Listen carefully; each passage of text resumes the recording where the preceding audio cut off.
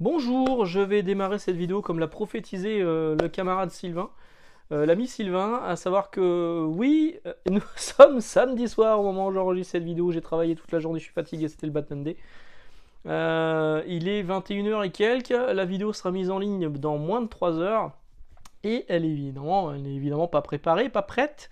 Faut dire qu'à la base, j'avais décidé de faire une vidéo où on mettait un petit peu l'église au milieu du village à base des explications pour moi de ce qui ne va pas dans le comics game en France, l'accessibilité, avec le prix, avec le bordel ambiant, ne serait-ce que sur les séries Star Wars. Vous savez qu'une série Star Wars, vous voulez un numéro 1 de Star Wars, il y a 3 ou 4 numéros 1, et pour savoir lequel est le plus ancien, il faut regarder derrière, en quatrième de couverture, où c'est écrit en petit l'année de parution. Voilà, donc j'ai le bordel. Et donc l'accessibilité, les prix aussi, qui sont très chers. Autre gros problème pour moi, c'est la représentation du milieu des comics au sein de nos professionnels. Donc, que ce soit les éditeurs, avec le fameux, ou d'autres, ou des professionnels de la profession qui passent plus de temps à chercher l'approbation par le like sur Twitter qu'à essayer de faire un pont entre le lecteur et l'éditeur. Je pense que ça serait peut-être aussi un petit peu leur travail de faire ça, et à critiquer les guides qui sont faits par soit les youtubeurs, les créateurs de contenu, les tiktokers, ou juste les mecs sur des blogs. Pas oublier que la plupart de ces mecs-là, à la base, c'était des lecteurs, hein. Un site comme Comics Blog, ça a démarré, comme son nom l'indique, en tant que blog sur le site Gameblog, où ça parlait de comics, donc c'était Comics Blog. Je crois, hein. Il me semble bien. Et pareil pour le fameux community manager, faut pas oublier qu'il a démarré juste en tant que lecteur sur le forum de Panini Comics France, hein. Donc à venir critiquer les gens qui font des guides en disant que ça apporte de la confusion, on a l'impression que le comics c'est très difficile de rentrer dedans, j'ai vu ce film, parce que certains font des guides, ceci est un guide, c'est aberrant. Donc il y a plusieurs problèmes comme ça, des jalousies, des problèmes d'ego, machin. Donc à la base je m'étais dit je vais faire une vidéo, finalement j'en parle quand même un petit peu, très détaillée, en rentrant sur les problèmes que moi j'ai rencontrés, machin, tout ça. Et je me suis dit ça serait encore jeter de l'huile sur le feu, ça serait encore donner du grain à moudre aux détracteurs de la chaîne. Et puis ce serait des vues bien trop faciles, hein.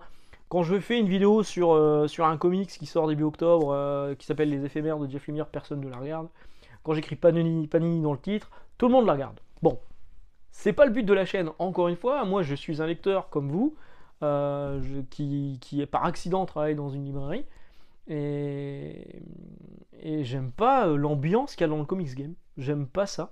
J'aime pas ça. Je trouve ça dommage que tout le monde se tire dans les pattes alors qu'il suffirait que certains calment leur ego pour que tout aille mieux dans le meilleur des mondes et qu'on travaille tous ensemble. Le collectif Nous sommes les 4%, c'est une bonne idée, hein, de base, hein. Qu'on travaille tous ensemble dans la bonne direction, et que les éditeurs arrêtent de faire la sourde oreille sur les désirata des quelques rares lecteurs qui restent, parce qu'il faut pas se leurrer, on n'est quand même pas beaucoup, et le renouvellement du lectorat, il ne se fait pas. Le renouvellement des lectorats. J'ai vu quelqu'un dire lectorat au pluriel, ça m'a fait rire. Donc voilà, aujourd'hui c'était le Batman Day, on l'a dit tout à l'heure. Donc j'ai mis un t-shirt et Batman qui est juste là. J'ai un tatouage de Batman sur la cuisse, j'ai pas pu l'exposer aujourd'hui, hein. Donc le Batman Day, vous achetiez deux comics, ou vous achetez, hein, encore peut-être s'il en reste dans les boutiques, deux comics Batman de la gamme Batman hors Urban Nomad, parce que c'est rigolo, parce que nous en librairie on a reçu les posters pour annoncer le Batman Day, et on a remarqué qu'en bas c'était pas écrit hors Urban Nomad. Bon, quelques jours plus tard, on a vu que Urban Comics avait partagé la même affiche en précisant au côté hors collection Urban Nomad. Donc on l'a rajouté quand même.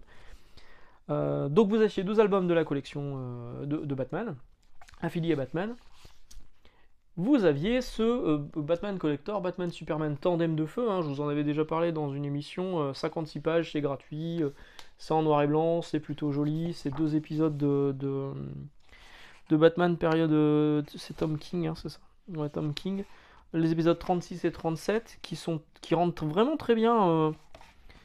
j'allais vous montrer la même page.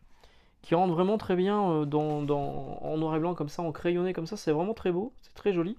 Donc si votre libraire en a encore, après, même si vous avez déjà tout ce qui vous intéresse en Batman, vous pouvez prendre autre chose que du Batman, on n'est pas chiant là-dessus. Hein. On n'est pas chiant. Voilà, donc ça c'était le truc qui était disponible, mais il y avait aussi un autre événement qui était à Paris, à Boum Boum la Villette. Qu'est-ce que c'est que ce truc? Un escape game Batman qui a priori a attiré du monde. Il y avait quelques conférences, il y avait des dessinateurs de comics ou affiliés, Spider-Guy, Joffo, etc. Il y avait des... Alors moi c'est ça qui me dépasse, c'est que comme l'année dernière, il y avait déjà eu le Batman Day sur Paris, Warner France, donc le compte dccomics.fr, c'est Warner France, a fait de nouveaux appels à des influenceurs. Donc un mec qui sort de Koh-Lanta, un couple qui était dans Mario au premier regard, que j'aime bien Mario au premier regard, je regarde avec Margot, hein. Mais pourquoi sont-ils là à part pour faire parler d'eux et partager ça sur leurs réseaux sociaux? Je vois pas trop l'intérêt. Un couple aussi où j'avais vu, du coup c'était le compte DC Comics qui partageait tout ça. Un couple, un homme et une femme qui... Lui, il avait un espèce de t-shirt rose, et il avait une cape noire en plastique dégueulasse et un masque en plastique tout moche. Et donc je me suis dit, putain, c'est qui? Je les connais pas, de où ça sort? Qui sont ces gens? Et en regardant un petit peu, ils sortent de TikTok, ils sont sur TikTok, et où ils font de l'humour sur TikTok. On va mettre des guillemets, tiens, parce que maintenant on peut mettre des guillemets. Ils font de l'humour. J'ai regardé, ça m'a pas fait rire, vraiment. J'ai pas compris. J'ai pas compris où c'était drôle, à un moment faut m'expliquer. Mais bon, voilà, ils ont beaucoup d'abonnés, a priori, donc c'est pour ça qu'ils étaient là. Je trouve ça vraiment dommage. Alors, ils ont fait ça, ils font une émission spéciale aussi sur Warner TV, je sais plus quoi, Batman TV. Anciennement Toonami, ça a changé de nom. Il y a d'ailleurs le présentateur là qui a fait une... Prenez les vrais spécialistes de Batman, quoi, sans déconner. Oui, et Carole Quinten, ok, très bien, elle dit je suis Batman depuis des années, alors que bon, on sait pourquoi elle est là. Oh, je vais encore me faire des détracteurs, c'est quand même terrible. Faut pas que je tourne quand je suis fatigué, le soir, et que j'ai décidé de faire une vidéo normale, faut pas que je fasse ça. Donc le mec a fait une vidéo en disant, en posant la question aux fans de Batman, qu'est-ce que Batman a juré de ne jamais faire? Donc la réponse était tuer. Voilà. Et donc lui, il donne la réponse à la fin en disant oui, c'est bien tué, machin. Petite anecdote comme ça au passage. Pourquoi Batman a décidé de ne jamais tuer? C'est parce que comme c'est un super-héros, DC Comics a décidé qu'il ne tuerait pas. Ok, donc rien à voir avec le fait qu'évidemment il a été tué par une arme à feu par ses parents, arme qu'il a gardée d'ailleurs, et qu'il a décidé de jamais utiliser d'arme à feu. Évidemment, ça n'a rien à voir. Non mais sans déconner, et utiliser faites appel à des vrais amateurs de comics pour le coup, parce que là, les seuls vrais amateurs de comics que j'ai vu passer, moi c'était les finalistes de l'année dernière du Batman Day, notamment mes 3 compères de 10h47 l'heure du comics, chez qui j'avais fait une apparition il y a quelques semaines. Putain, sans déconner. Oui, alors oui, ça a attiré du monde, ok, et ça a été très familial, quand on voyait il y avait la Batmobile, ça m'a fait rire d'ailleurs, parce que la Batmobile, elle est arrivée au cul d'un camion, genre elle était en panne, et c'est un dépanneur qui a ramené la Batmobile. Fuck. Et donc oui, ça a attiré du monde. Et on voyait beaucoup d'enfants, et on voyait beaucoup de familles, et le Batman, l'Escape Game, ça avait l'air plutôt sympa, mais quand on voit des anciennes Miss... Je crois qu'elle est ancienne Miss France, Maëva Cook, hein, je suis pas sûr. Quand on voit ce genre de personnalité passer, on se demande vraiment quelle légitimité ils ont à venir parler, à venir partager un événement Batman. Or, le fait qu'ils soient connus et qu'ils peuvent faire venir des gens qui ont juste envie de faire un selfie avec eux. Je comprends pas. Donc le Batman Day, ça se passait en librairie pour moi. Clairement, ce qui s'est passé à Paris, ben voilà, c'était une fête, avec une thématique Batman. Voilà, c'était un peu une fête d'anniversaire avec une thématique Batman. Donc tout se passait vraiment en librairie, les librairies c'était cool, il y a eu les gens ont tout été au rendez-vous, je sais que sur Lille ils ont eu un mauvais coup avec leur exemplaire qui n'est pas arrivé, donc ils ont réussi à se faire dépanner par d'autres librairies partenaires. Je pense à mes camarades d'Astro City évidemment. Mais voilà, donc le Batman Day c'était cette semaine avec quelques belles sorties chez Urban Comics, pas forcément dans l'univers de Batman, mais Hitman, j'ai vachement hésité à le prendre de Garth Ennis et John McCrea, parce que j'en avais lu quelques-uns dans les années 90, je crois que c'est 95 ou 96, et j'avais trouvé ça bien, même si le trait de John McCrea, il est pas, je sais pas si on dit Crea ou Crea, ou Cree, John McCrea peut-être, était comme du T, on dit pas du TA, c'est vrai que je suis con en fait. Son trait est assez particulier, mais le travail de Garth Ennis était vraiment bon dessus. C'était pas juste un travail de commande, là c'était vraiment un personnage à part qui était inédit, qui déambulait un petit peu dans l'univers Marvel, DC Comics et qui interagissait avec Batman, avec d'autres personnages comme ça de l'univers DC. C'était plutôt sympa, j'ai vraiment hésité à le prendre, mais c'est un volume 1. 40 balles, ça me faisait chier et j'avais déjà prévu d'investir dans Multiversity présente Terre 38 qui en fait sont les mini-séries Superman Génération de John Byrne qui ont été rebaptisées comme ça, histoire de claquer dans une collection Multiversity en DC Deluxe. Alors vous voyez, encore une fois, chez Urban, hein, quand ça arrive, même dans les bacs, il y a souvent des coups, il y a souvent des griffes, hein, c'est vraiment dommage. Donc en fait, ils l'ont claqué. Multiversity, moi ça je l'ai en VO, ça je l'avais pas pris parce que j'ai pas aimé, ça je l'ai pas pris parce que j'ai pas aimé, mais celui-ci je l'ai pris, voilà, juste parce que c'est du John Byrne. Alors, je sais que c'est pas le meilleur travail de John Byrne sur DC Comics, hein, c'est pas Superman, mais voilà, j'ai fait le réflexe con et méchant, du John Byrne, une série complète, il y a quand même 688 pages, presque 1600 pages, pour 40 euros, en couverture dure, 40 euros. Ça, chez Panini, ça aurait été un omnibus à 90 balles, allez, à 70 balles. Hein. Là, on est à 40 euros, 670 pages. Bon, bravo Urban, même si effectivement vous avez changé le titre et c'est pas ma cam. Là, il y a plusieurs versions de Superman et plusieurs versions de Batman. Donc c'est Superman et Batman Génération. Il y a 3 mini-séries dedans. Enfin, 3 mini-séries, il y en a une, c'est une maxi-série. Donc il y a Superman et Batman Génération 1 à 4, la première série. Superman et Batman Génération 2, 1 à 4. Superman et Batman Génération 3, 1 à 12. Celle-ci, elle est beaucoup plus conséquente. C'est des séries de 2001. Je vous ai dit 99, non, c'est 2001. Non, 98, 99, c'est ça. 2001 et 2004. Moi, je suis pas complètement fou encore. Traduit par Jérôme Vicky et Xavier Hanard, donc du studio Magma, au lettrage. Ouais, moi, je suis plutôt content, même si effectivement, John Byrne, quand il s'ancre lui-même, je préfère quand c'est Terry Austin. Mais voilà, j'aime bien. J'aime bien. Ça va rejoindre la pile de trucs que j'ai à lire de John Byrne, qui commence à grandir. Il faut que j'arrive à trouver le temps. Mais le temps me manque, hein, ça c'est clair. Et c'est pas avec les nombreuses sorties qui sont arrivées là cette semaine et à venir. Moi j'ai reçu Night Club en VO, ça, qui est le comics de vampire de Mark Millar. Le postulat de départ fait un peu penser à Crimson. C'était Crimson? J'ai peur de dire une connerie de Humberto Ramos. Même là, j'ai peur de dire une connerie. Putain, le soir, je suis fatigué. Ouais, Humberto Ramos, Crimson. Ouais, le truc sorti chez Cliffhanger. Oui, c'est Crimson. Avec son vampire, ce jeune vampire qui découvrait l'univers des vampires. C'est un peu pareil, sauf que là, les mecs se lâchent complètement. Je l'ai pas encore lu. Hein.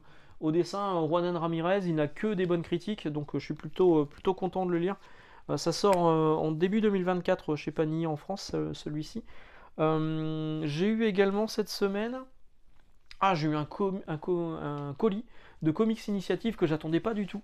Lundi, improbable. Je me dis, bah putain, c'était cool. Donc évidemment, je remercie Michael Jérôme qui m'a envoyé ça.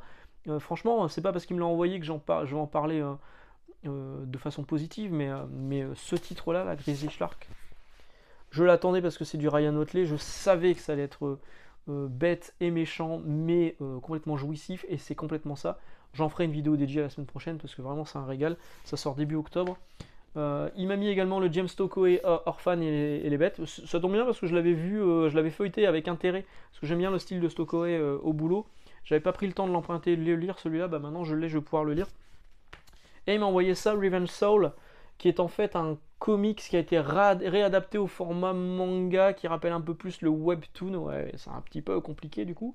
Et que je trouve plutôt sympa. À l'intérieur, il y a une petite carte en disant attention, il y a une dédicace.